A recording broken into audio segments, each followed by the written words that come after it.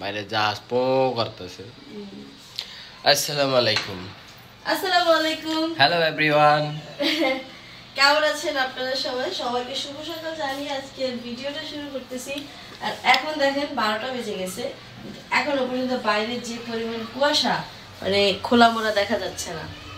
ওই দেখেন বেলা বাজে 12টা, কিন্তু কুয়াশা দেখা যাওয়ার কোনো খোলা মোড়া নদী দেখা যাইতেছে না, বিকজ অফ কুয়াশা। প্রচুর পরিমাণে কুয়াশা।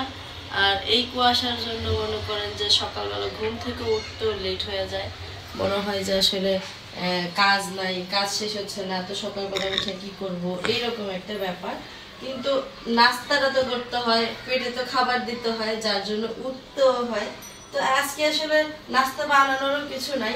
কালকের বাসি ভাত আছে, অল্প আছে, যদিও অল্প ভাত আছে। আর অল্প থাকার একটা রিজন আছে, আমি রাত্রে 3টা বাজে উঠে ভাত খাইছি।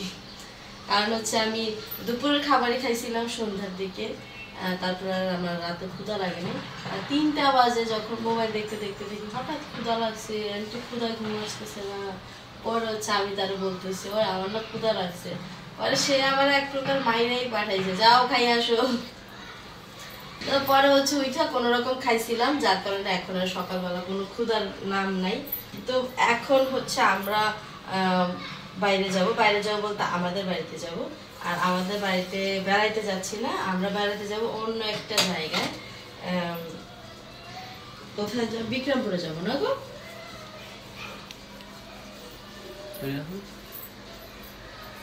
দেখ মালার জুড়ি কই বিষয়। বিক্রমপুরে যাওয়ার জন্য আমরা কি প্রস্তুতি নিয়েছি? বিক্রমপুরে যাব, যার জন্য হচ্ছে গিয়ে, আর বিক্রমপুরে একাও যাব না, একদম পরিবারবর্গ, ফ্যামিলির সবাই, ছোট বড় যেখানে যারা আছে সবাইকে নিয়ে যাচ্ছি। তার মধ্যে যেমন আমার শ্বশুর শাশুড়ি আছে, তারপর হচ্ছে আমার মা আছে, তারপর আমার বড় ভাই আছে, ওর পরিবার আছে, ভাবি, বাচ্চা কাচ্চারা। তো সবাই একসাথে মিলেই হচ্ছে গিয়া এইটার প্ল্যানিং করছি, যে সবাই প্ল্যানিং কি, ওই বিক্রমপুর থেকেও সবাই বলতেছিল যেন ঘুরে আসি। আবার আমাদেরও হচ্ছে গিয়ে তেমন কোনো কাজ নাই ঢাকাতে, আবার শীত এসে পড়ছে, আর শীতের মৌসুমে কিন্তু ঘোরাফেরা করতে ভালো লাগে, তাই না? তো এগুলো সবকিছু মিলাইয়া ভাবলাম যে একটু ঘুরে আসি। সেই জন্য হচ্ছে যে রেডি হয়েছি, সবাই আর কি রেডি, মানসিকভাবে রেডি আর কি যাওয়ার জন্য। আর আমার শাশুড়ি তো আলহামদুলিল্লাহ অনেক খুশি। প্রথমত সে আমাকে বিয়ে করাচ্ছে, তার ছেলের সাথে বিয়ে করা আইনেই অনেক খুশি হয়েছে। তার কারণ হইল আমাদের বাড়ি গ্রামে, আর আমার শ্বশুর শাশুড়ির গ্রাম খুবই কম দেখছে। এখন যখনই আমরা আমাদের বাড়িতে যাওয়ার কথা বলি, সেটা হোক আমার মামার বাড়ি, হোক আমার চাচার বাড়ি, হোক আমার ফুফুর বাড়ি, যখনই বলি যে মা যাবেন কিনা, তখন তারা অনেক খুশি হয়। কারণ তারা হচ্ছে গ্রাম দেখতে পছন্দ করে, গ্রামে হাঁটাচলা করতে পছন্দ করে। তো এই জন্য হচ্ছে গিয়ে তাদেরকে নিয়ে যাওয়া। তা না হলে এত তাড়াতাড়ি হয়তো তাদেরকে নিতাম না। কিন্তু মানুষের খুশিটা অনেক বেশি ইম্পর্টেন্ট, সেই খুশির চক্রে হচ্ছে তাদেরকে নিচ্ছি। আর তাছাড়া আমার ফুপু বাড়ি সম্পর্কে তো সবাই আপনারা জানেন, খুবই নিম্নবিত্ত একটা পরিবার। মানে ওইখানে এতগুলা মানুষ একসাথে যায়, তাদেরকে একটা প্রেশার দেওয়াটা মানে একটা বোকা বোকা কাজ বলে মনে হয়। তো সেটা আমাদের মাথাও আছে, সবকিছু মাথায় নিয়েই যাচ্ছি। যথাসম্ভব আমরা আমাদের মতন করেই চেষ্টা করবো যাতে করে তাদের কোনো প্রবলেম না হয়। সবাই সাথেই থাকবেন, ভিডিওটা দেখতে থাকবেন। আর আমি হচ্ছে এই দিক দিয়ে সকালবেলার বাসি কাজগুলো করে দেন হচ্ছে গিয়ে নাস্তার অ্যারেঞ্জ করব। নাস্তার অ্যারেঞ্জ আর কি, এই বাসি ভাত দিয়ে একটু বাগার টাগার দিয়ে একটু স্পাইসি বানাই দেবো তারে। সে হচ্ছে স্পাইসি খাইতে পছন্দ করে, কিন্তু ঝাল খাইতে পছন্দ করে না। আর স্পাইসি মানে একটু ঝাল। তো আর তার কাছে স্পাইসি মানে হচ্ছে একটু মাখো মাখো ব্যাপার, একটু মানে যেটা দেখলে একটু খাইতে ইচ্ছে করবে, কি বলে লোভনীয় যে একটা ব্যাপার কাজ করে, সেইটা। তো সবাই সাথেই থাকে, আমরা খাবার দাবার রেডি করি, দেন আবার আসি। সকালবেলা ঘুম থেকে উঠে মুখ ঠিকই দিছে, কিন্তু মুখটা মুছে নেই। দেখেন এই অবস্থা।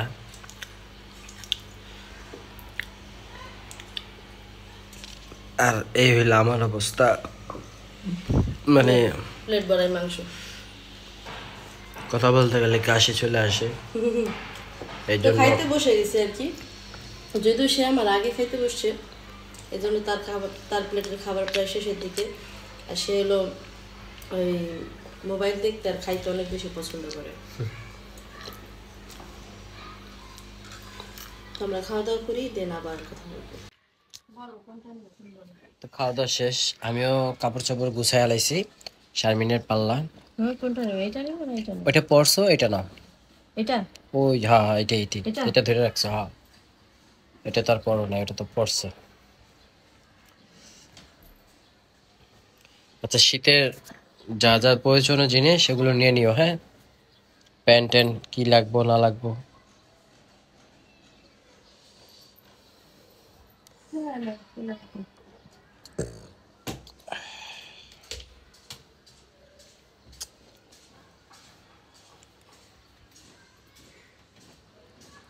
কোন জামা নিবো? আমি তো জামাই খুঁজে পাই না নেওয়ার জন্য।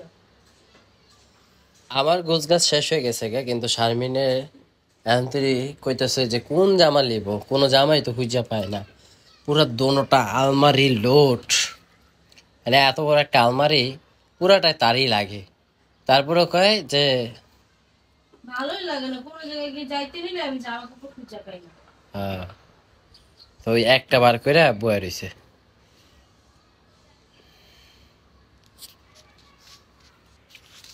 তো ওই ড্রেসটা বার করছে, আর এই দেখেন এদিকে দুইটা ড্রেস বার করে আর কি পরবো।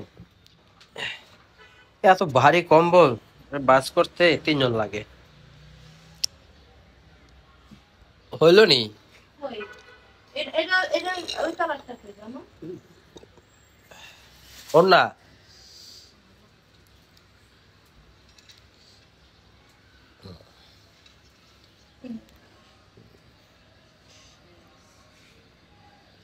ব্যাস।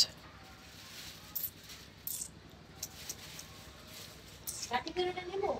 বাটিকের কোনটা? এই যে যেটা লেস লাগাবো।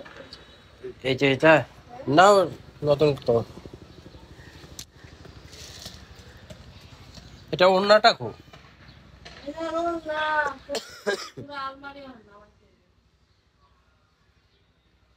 নরমালি যে যে জায়গায় খুঁজতে হয় আমি ওই জায়গায় খুঁজে লাইছি।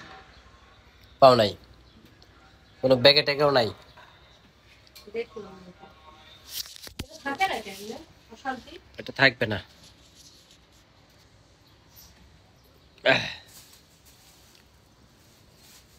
তা না পারে তার কিছু করার নেই।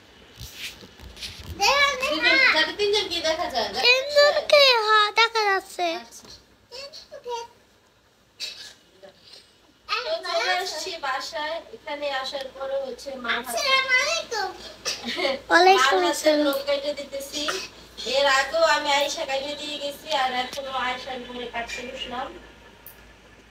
আর মার হচ্ছে হাতের নখ বড় হয়ে গেলে মা আর কিছুই করতে পারে না, মানে তার অনেক বিরক্ত লাগে, সে বড় নখ দেয় না। আর আমরা একটা মানুষের সেবায় দুজন মানুষ নিয়োজিত। ওই যে দেখেন ম্যাডাম হচ্ছে গিয়া দাদির চুল শুকাই দিতেছে, চুল নাইরা নেরা, কারণ মা হচ্ছে কেবল গোসল করে আসছে। এখন কিন্তু সন্ধ্যার পরে 7টা বাজে, আর মা হচ্ছে এখন গোসল করে আসছে। ফুপি বাবা আর কয় মিনিট? আর 1 মিনিট, তারপরে তারপরে রেখে দিবা। 1 মিনিট কিন্তু এখনো হয়নি বাবা, বুঝলা? ফুপু আমি এই ফুপু তুই কিছু কথা বলো। তুমি বলো, কেন? বলো আমার দাদির হাত লাল হয়ে গেছে মেহেদিতে। আমার দাদির হাতে মেহেদি দিয়েছে। আমার দাদির হাত হলো, দাদি মেহেন্দি দিতেছে, আর ফুপি নখ কেটে দিতেছে, চারিপা চুল শুকিয়ে দিতেছে। দেখতে কত ব্রিলিয়ান্ট গুলা।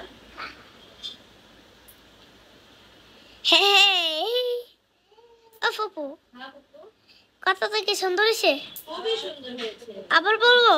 হ্যাঁ, আবার এখন বল। তো দুইবার বললে কিভাবে হবে? এবার অন্য কথা বলো। কি? তোমার মা কি করে সেটা দেখো। আমার মা আবার কাজ করতেছে, তারপরে সারিফা চুল চুকে দিতেছে, আবার ফুপির নখ কাটতে দিতেছে, আবার দাদির হাত মেহেন্দিতে লাল হয়ে গেছে, আবার দাদি গোসল করছে। নামটা পড়তেছে।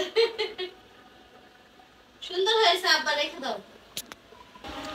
তো আজকে হলো আমাদের বাসায় খুবই মজার রেসিপি রান্না হয়েছে। এই রুই মাছ দিয়ে হচ্ছে নতুন আলু দিয়ে টমেটো দিয়ে রান্না করছে। তারপরে এই যে সাদা ডাল রান্না করছে। সারাফাত আসার পরেই আমার বলতেছিল যে ফুপু আমাদের বাসায় আজকে একটা ডাল রান্না করছে, সাদা ডাল, খুবই মজা। তো এটা রান্না করছে। তারপর হচ্ছে ধনিয়া পাতা ভর্তা করছে এই যে। আর মা হলো খাইতেছে। আর মা আমার বলতেছে যে আয় তোরে আমি 2 লোকমা খাওয়াই দিই। তা আমার হলো মার হাতের মাখা ভাত কখনোই মিস করতে ভালো লাগে না, এই জন্য হচ্ছে খাইতে চাইতেছি।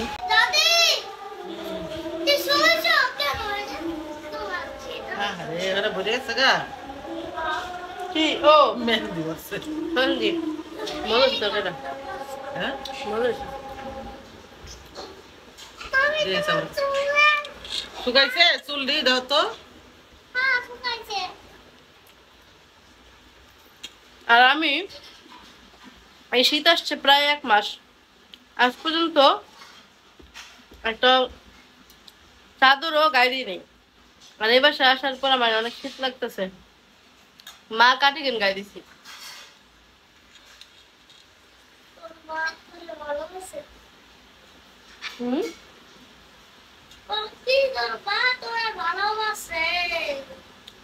কেন তোমার ভালোবাসে না? তুমি যেভাবে বলতেছো মনে হয় যে আমার একাই ভালোবাসে। আর ভালোবাসি না কেমনে করে কয়? তোমার মা তো তোমার অনেক ভালোবাসে। রেস্ট আমদা পোলা কাট দেখতে না একটা সেম বাসর করা কাটা করি। হ্যাঁ তো গেল পোলা কাট দেখতে না, ভাবছো তো গাইন গাইন সব পাইবো, ভাবছো স্যার আর জীবনে আর কুকুরের সাপ দেওয়ার কথা বলছিল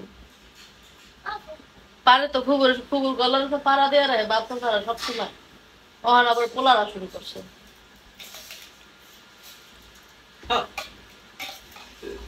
জীবন বেড়া খাইছে বাচ্চা স্যার আমারে অল খাইব ওরা। ছোট কালতন তোর বাচ্চা স্যার আমারে মারছে, ছোট কালতন এরু কালতন মাইরা মাইরা বড় করছে আমারে, ওখানে আবার তোরা শুরু করছিস হিংসুটটা পায় না আমার লগে। তোর বাচ্চা স্যার সারা জীবন বেড়া হিংসা করছে আমার লগে। অন করে না অনেক কম করি। ওরা মরণের আগ পর্যন্ত আমার নিয়ে হিংসা করবো, যে এক পা গদে যাবো গায়ে সেই সময় করবো।